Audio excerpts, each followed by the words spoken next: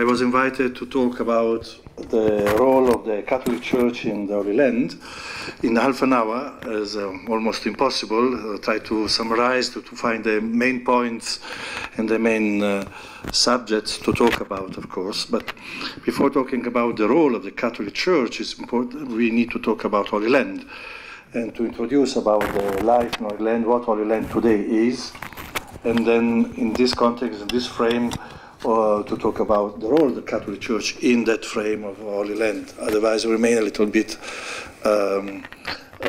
ambiguous. Holy Land is what we call Holy Land is the land of the holy. That is the land which is witness of the history of Revelation.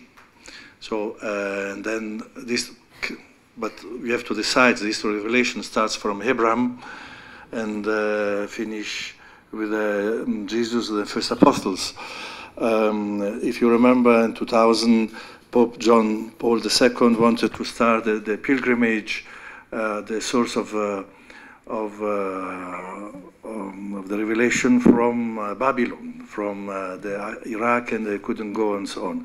But when we talk about Holy Land today, we consider Holy Land what is politically is considered Israel and Palestinian Authority or Palestine. Even if you have to say that the borders of the church include also Jordan and Cyprus. So, but when you say Holy Land, we mean this portion of land between Mediterranean Sea and the River Jordan, to understand what we mean. Otherwise, because we can be also someone consider Syria Holy Land, or Lebanon, or and so on. So we have to, first of all, clarify what we consider. Second, so before talking about the role of the Catholic Church in this portion, we have to talk about the actual situation, the social, political, and religious context of the Holy Land. Then we can talk about the role of the Catholic Church. First of all, we have to give some numbers. In Jordan, for instance, we have 10 million people. These 10 million are 7 million are Jordanians, 3 million are refugees, Iraqis and Syrians. We have some friar here that served in Syria for several years. Then we have in Palestine, Palestine means Gaza and West Bank, about 5 million Palestinians. In Jordan, out of these 10 million, the Christians are Christian, not Catholic. Christians, Catholic, Orthodox, all the different denominations, about 200,000 people, not more. In Palestine, Palestine means Gaza and West Bank, we have about 5 million Palestinians. Christians, not Catholic. Christians are, unfortunately, a very small number, about 45,000. In Israel, we have about 7.5 million Jews, 1.5 million Muslims, Arab Muslims, and about 130,000 Christians, Catholic and Orthodox together. So these are the numbers, and we understand where we are.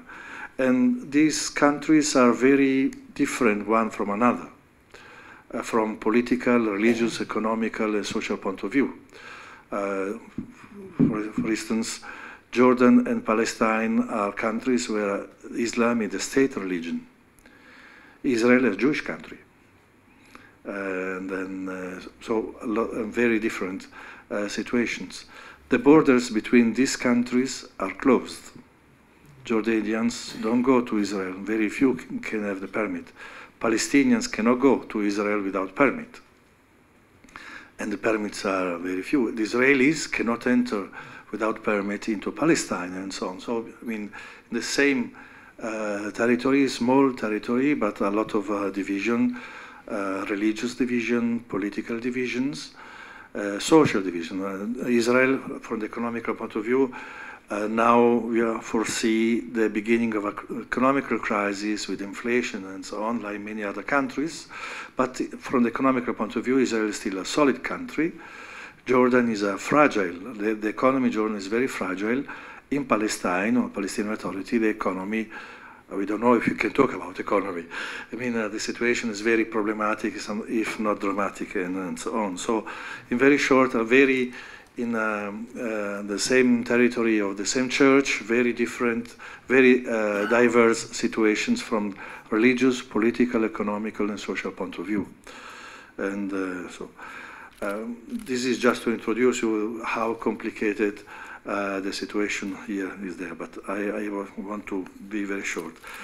Another aspect to take in consideration that is very different from the European countries, Western countries, the religion in all Middle East, but especially in Holy Land, religion has a very important public role. While in Western country, religion becomes something shrinking in a private sphere, private context, in all Middle East, especially Holy Land, religion has a very important public and social role. Religion in Holy Land is not only faith. This is very important to understand. When you talk here in Europe about interfaith dialogue, and in Holy Land, interfaith dialogue is not the same thing. In Europe, interfaith dialogue is dialogue between faith, and only faith.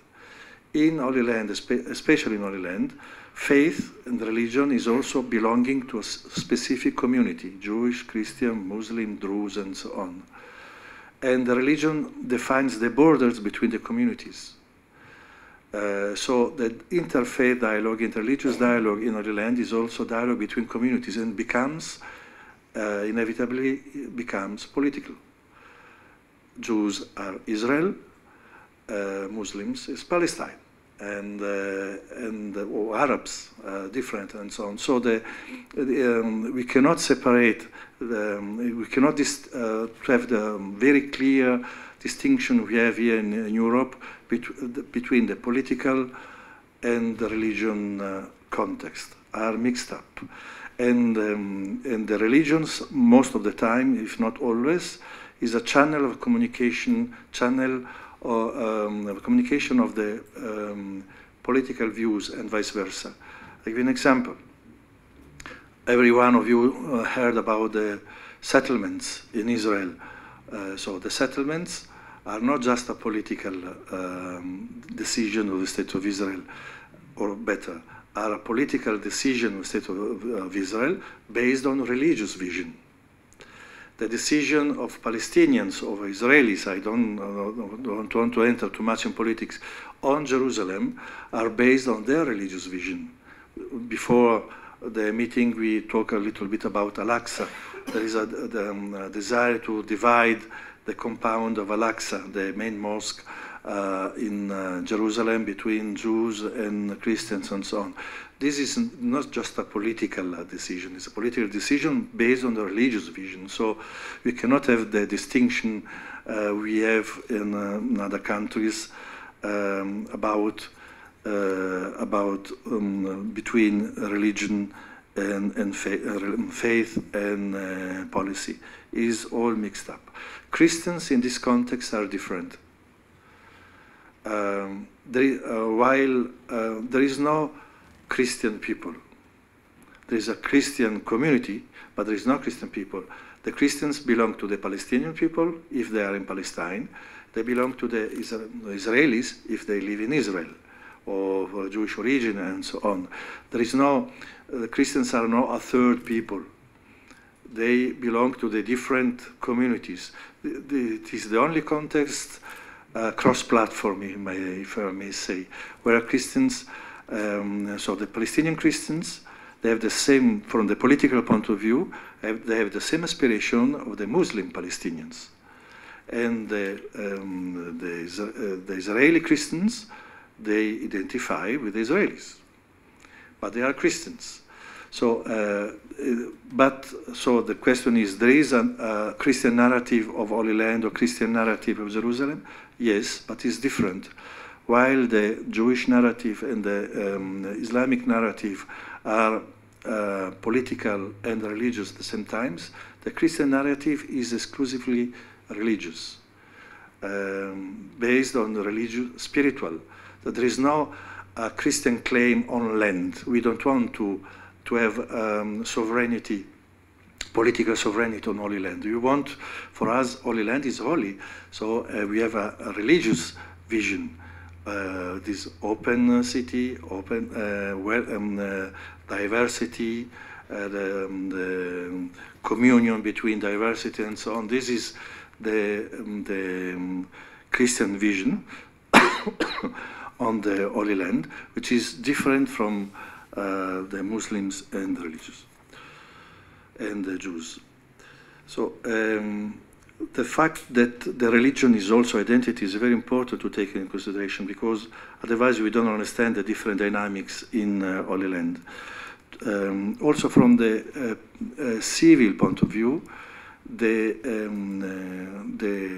Ministry of Interior divides the population according to the religion, regardless if you are believer or not. For the state, if you are born from Catholic, even if you are not baptized, for the state you are Catholic. If you are born from Jewish, you are Jews, or Muslims, and so on. And all what is related to the family issues is delegated totally to the religious authorities. There is no civil marriage. If you are considered Catholic by the state, if you want to be married, you have to go, regardless if you are believer or not, you have to go to the Catholics. You can, shortly, you can be atheist, but we are Christian atheist. We are Jewish atheist. We are Muslim atheist, because between Jewish, Christian, to be Jewish, Christian, Muslims means not just to have a faith, this doesn't matter, but to belong to a specific community. This is, I repeat, is very important to take into consideration, because this affects also the conflict, the relations between the communities. Since the religion is a public role, is also identity, the conflict cannot be, is not only political, is also, has also religious connotations. The topic is the Catholic Church, but now I have to talk a little bit about the conflict. I don't enter into politics. I don't want to say who is right, who is wrong. It's not my role. And also, quagmire, that doesn't make sense. And I suppose everyone heard since always about the conflict. Everyone has an idea. I don't enter into details and so on. It's true that it's very difficult to talk about conflict now, because, first of all, there are other conflicts in the world that are more important now, considered more important, and so on. By the way, the Palestinians, between brackets, the Palestinians are very angry with Europe, because they say that Europe doesn't allow Russians to do in Ukraine what they allow to the Israelis to do in Palestine. So different measures and different and so on. Anyway, what is very clear now that between the two populations, Palestinians and Israelis, what is very clear is mistrust. Israelis and Palestinians don't trust each other anymore. After the failure of all the different previous negotiations, also called the negotiation agreements, including Oslo and so on, now there is no trust among them. And then the politics is also very fragile. In Palestine, the last political election has been done in 2005, while in Israel we have this new government, very right-wing religious government, after 3 or 4, I don't remember, 4 political elections in 3 years. So opposite phenomenon, but they express the same weakness of the political activity. And there is no negotiation between the two sides. The Palestinian authorities is very weak now. It doesn't control the territory. It's divided, first of all, Gaza with Hamas, West Bank with Fatah, PLO maybe. But also the West Bank is divided. The north is already not under control of the Palestinian Authority, and Palestinian Authority control more or less the Bethlehem area and the Ramallah area and so on. So there's a very, very weak situation. And economically very fragile, politically very fragile. It's very difficult to have control of the territory. There is no law and so on. While in Israel we have a new phenomenon, especially that exploded with this new government. government is very right-wing and very religious, with very extremist members in the government. Maybe you heard Ben-Gvir, Smotrich, so are very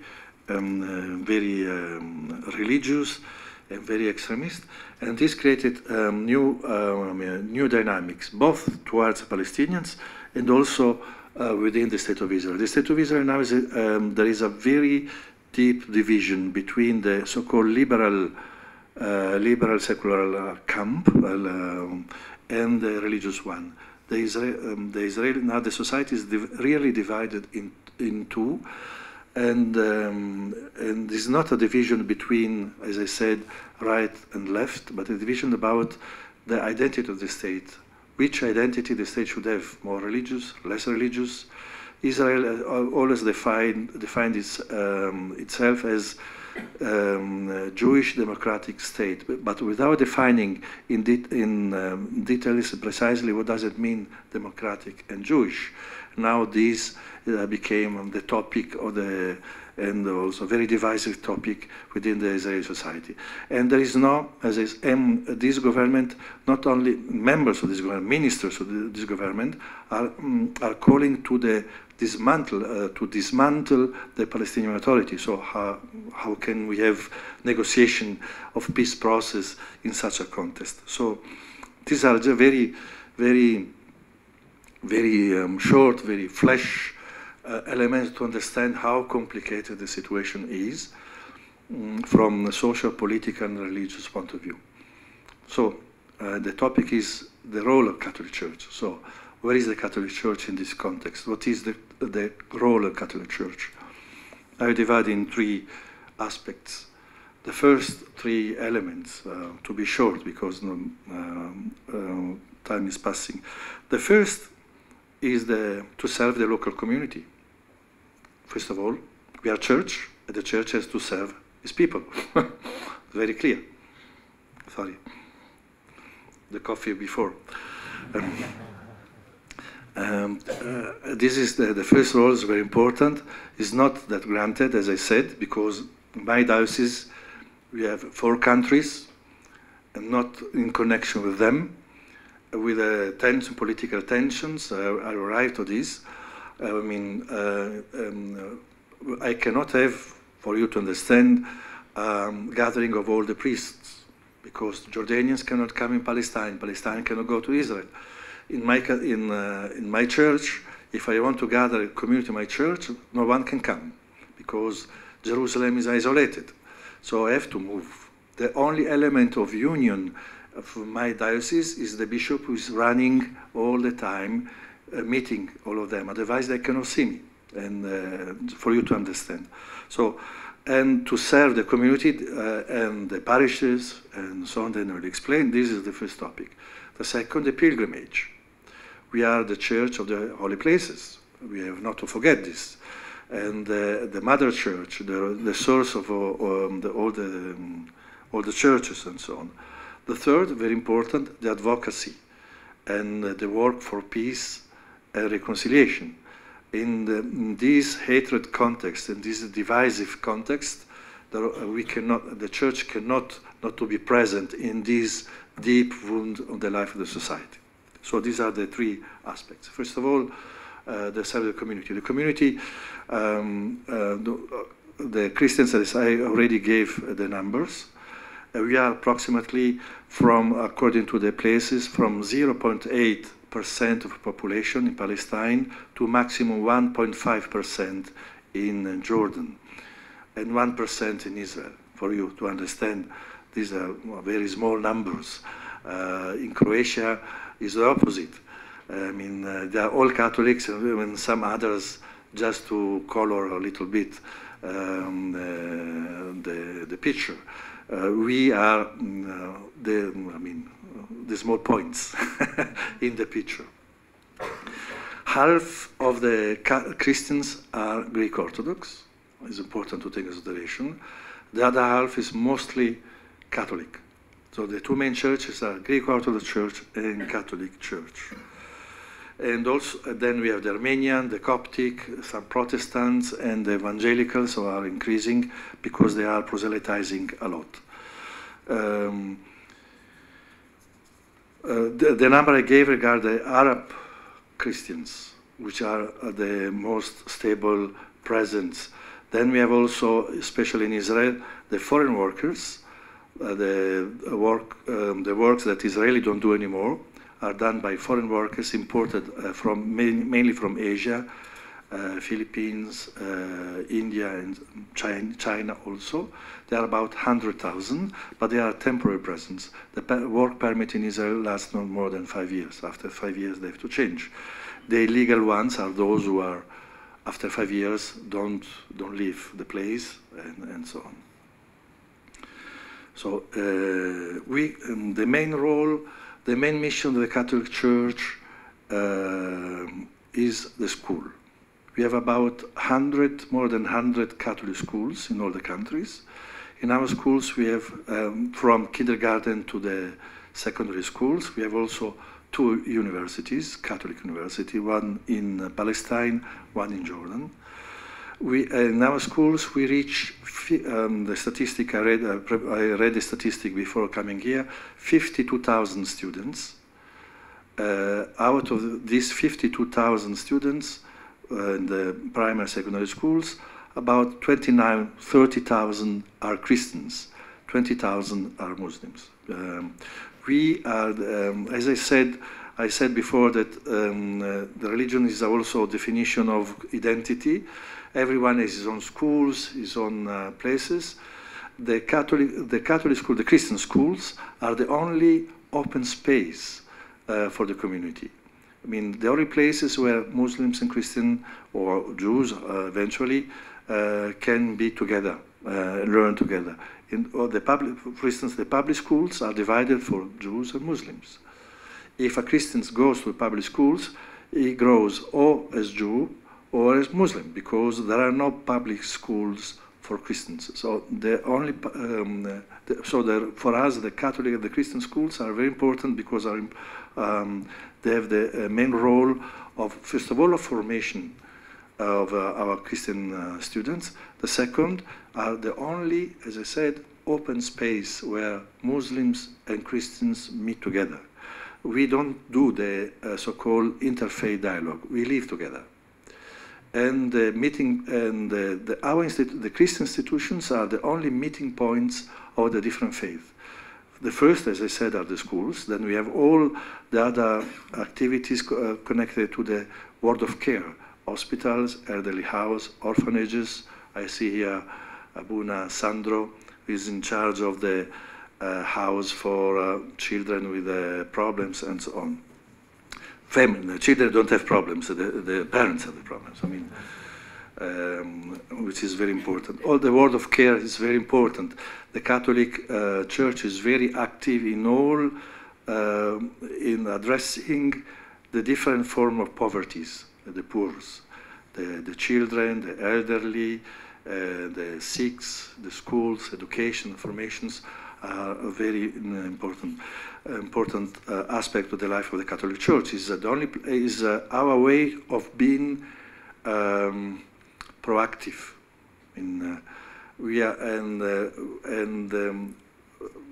Even if you are very small, 1%, as I said, the Catholic Church arrived to the 5% of population. I mean, we are extrinsic presence. We are very active in reaching people outside our borders and so on. Very important is the role of the sisters, more than the priests and the friars, with all respect, because we cannot have care without women. The men represents the power, women represent the care. So, and the word of the sisters in the parishes and all the different activities is essential and is very appreciated. I mean, I give an example. The Caritas Baby Hospital in Bethlehem is the only pediatric hospital in Palestine. There were Italian sisters. As you know, there are no vocations. Italian sisters left. 90% of the staff and the children are Muslim, of course. when the sister left, the hospital was empty. We find other sisters from India. The sister arrived, the hospital full. Because the presence of the sister, they bring, a taste, I don't know how to say, a flavor in the activity of the Catholic Church, which is very appreciated, very important, and so on. So to say that the Catholic Church is very active. The second point, I have to be brief, the second point is the pilgrimage. Here the Franciscan, I see Franciscans, I'm a Franciscan myself. All the activity, not only, but mainly the activity of the pilgrimage, the receiving the pilgrims and the formation, all what is related to the pilgrims is important aspect of the identity of the Catholic Church. It is done mainly through the custody of the Holy Land and the Franciscans, very important. Who has been in Holy Land, we will see Franciscans almost everywhere. If you don't like Franciscan, don't come to the Holy Land, because you will see them almost everywhere. So it's very important, and for the welcome pilgrimage, also the formation, Biblical Study Center, Theological Study Center, and the schools, and many other activities, of course, is done mainly to the Franciscan from the very long history, 800 years of history. And if today the Catholic Church can pray and can also see and touch the history of revelation through the holy places, is thanks to the Franciscans. And this is not secondary. The Christian faith, the Christianity is based on historical facts. And there is no events without place. So the connection with the place and to see and touch the place is essential for the life of the Church. I have to be very short because you gave me half an hour, so the time is running. The third point is the work for peace. What does it mean? Everyone wants peace. But I mean, we are living in a very wounded context, social, religious context. And so the Church, we cannot limit ourselves just to schools, activities, and so on, and not to say a word about, to our people, first of all, but also to the world about what peace is and how to reach peace and the context of peace. So how is possible? I try to be very short and on it. Of course, there are a lot of initiatives for peace everywhere in Holy Land, Jewish initiative, Muslims initiatives, Christian initiatives, and so on. Mostly done from organizations, international organizations, but very few done from the locals for the reasons I said before, because everyone belongs to his community, and to meet the others is becoming difficult. For you, I give you an example how difficult the situation is, also related to the dialogue.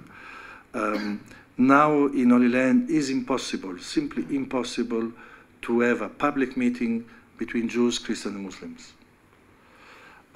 between Israelis and Palestinians. It's impossible. Palestinians, if a Palestinian will meet Israeli, he will be accused of to be collaborator, and the Israelis will be accused to be traitor. So, because the tension and mistrust, deep mistrust between their parts. We meet, but secretly, not publicly. But it's important to meet and so on. The main contribution that the Christian can bring, the Church should bring to this, so it's very complicated to talk about peace. No one wants to talk anymore about peace. We always put together peace and justice. We cannot talk about peace if first there is no justice. This is common to all, and there are everywhere commission for justice and peace. The contribution, but my opinion is this, the main contribution the Church should bring is not just a relation between justice and peace, but a relation between justice and forgiveness. This is the only Christians can bring this contribute. And they're very difficult and painful relations between justice and forgiveness.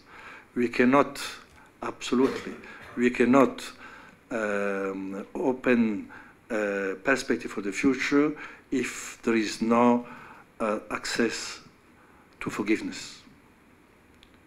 And for us Christians, forgiveness is the base of our faith and so on. Till right now, the two peoples, Israeli and Palestinian, have at the center of their perspective being a victim. If being a victim, I'm a victim of the occupation, the Israelis, I'm victim of terrorism, a victim and so on. If being a victim is the center of your relations with others, there is no way out. The only way is to go beyond being victim. And this is possible only through forgiveness. But this raises a question. How to talk about forgiveness? It's possible to talk about forgiveness when the pain is behind us. But when we are still in the midst of this painful situation, how to talk about forgiveness? To be simple, if I tell Palestinians we have to forgive, he will say, if I forgive the Israeli occupation, I justify the Israeli occupation, which is an unjust occupation. I cannot forgive him as long as I don't have justice. He says, before forgiveness, I want justice. And so also the Israelis, how can I forgive the one who's killing my people? And so vicious circle, it's very difficult to come out. And also, for us as church, I mean, our people want, my flock, my community, my church. I have a community in Palestine, in Israel. I have Israelis, I have Palestinians, and so on. I have to talk. So how to talk, give something which has to be true. I cannot talk about we have to dialogue for the peace, and so no one want to listen these beautiful words. How to talk something which is true, at the same time open to a new perspective of encounter, of reconciliation, and so on. It's not that easy, because everyone, in this context, hatred context, everyone wants to hear his own perspective and justify his own vision, and so on. It's very difficult to say we have to be open to all. And it's not easy. I always think about an episode of the Gospel that everyone knows very well. Jesus and Barabbas. Pilate had to decide, not only Pilate, also the people, between Jesus and Barabbas.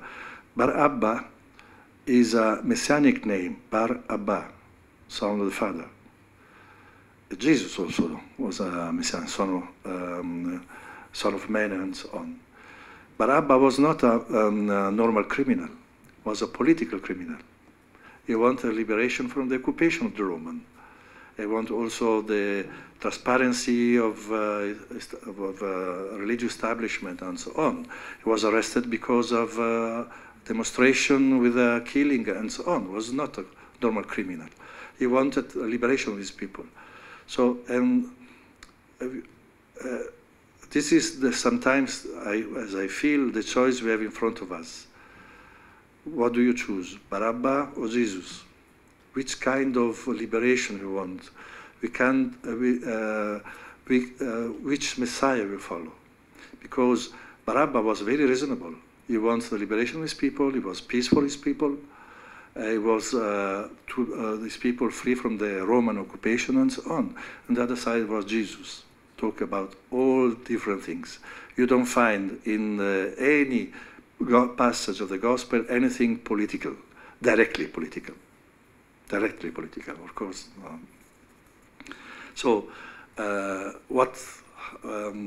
this sometimes the same decision we have to take when we are in Holy Land. Maybe not only in Holy Land, also in other parts of the Middle East. So is not, and this is a decision is very painful, and sometimes. Of course, the answer is very clear. We choose Jesus, not Barabbas. What does it mean? That we have just to die on the cross and to forgive without saying a specific and clear word about what is happening? Of course not. We have to be very clear, very honest about what is happening, but we cannot allow the hatred enter in the heart of the people. And we cannot permit the divisive attitude to become part of our mentality. This is the role of the church. So, and this requires also sometimes solitude, because everyone wants you to take their own side. We have to take side for the poor, of course, for those who are suffering, very clear, very honest, with parrhesia, with frankness, but sometimes not allow anyone to justify any word of hatred, of exclusion. It's very clear to all of us that we are called to be united in our diversity. Jews are not there if not by providence. Palestinians are there by providence. Christians are there by providence. So we are called by providence to be there. And this is our duty, especially as Christians, to talk about the necessity to go beyond the pain. What should unite us is not the pain, because the pain is closing, if only pain, but the hope. The hope is based on faith. In conclusion, I have to conclude. So, first of all, I am very suspicious to all those who have solutions. In Holy Land, there are no solutions. We have to live in a situation which has no solutions. No one state, no two states. Christian, Muslim, Jews will remain there. The relations are wounded, but we are there. We are called. So all those who have solutions are suspicious. Sometimes there are no solutions. So what is the role? The church, after all what I said, is valid, is to be there, first of all. To be there, to testify our love for Jesus, first of all, which becomes also love for all the people, capable to love the Israelis and the Palestinians, and to accept also not to be understood if I love both of them, because we are called to both sides. But this is the testimony I have to give. And to remain always, for all, in a place so divisive, open space, where everyone can feel at home. So, thank you.